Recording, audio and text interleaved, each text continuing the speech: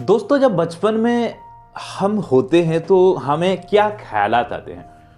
दोस्तों, जब बचपन में हेलीकॉप्टर को देखते थे तो हम सब घर से बाहर निकलते थे और हेलीकॉप्टर को ऊपर देखते थे, ये किस प्रकार से उड़ रहा है।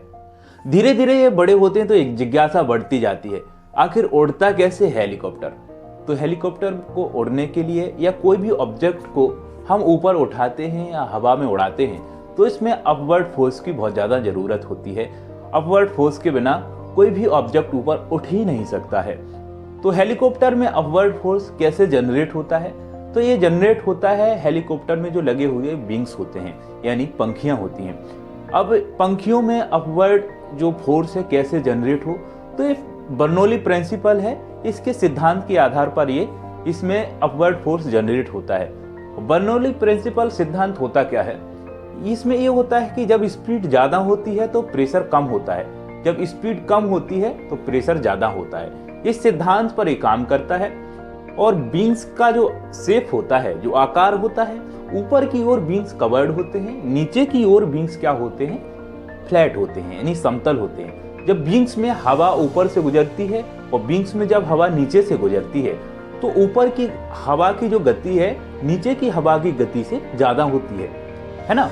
तो इस प्रकार से विंग्स में एक ऊपर जाने के लिए एक प्रेशर बनता है, ऊपर उठने के लिए ये उसमें क्या बन जाता है कि पंखियां ऊपर उठने के लिए और प्रेशर के कारण वो संभव हो जाता है ऊपर उठने के लिए।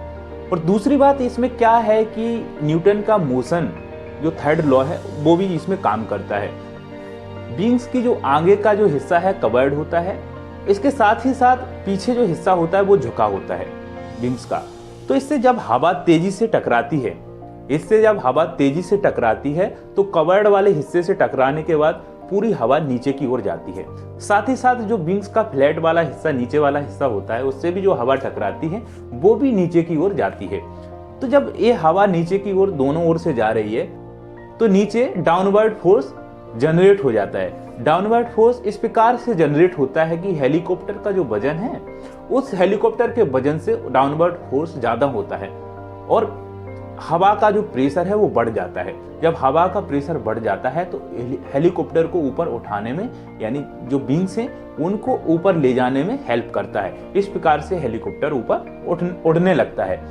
अब आपके मन में ये भी जिज्ञासा हो रही होगी कि हेलीकॉप्टर दाएं बाएं और नीचे की ओर कैसे जाता है। तो इसके लिए एक सेपरेट वीडियो बनाएंगे, अगले वीडियो में मिलेंगे। तब तक के लिए नमस्कार।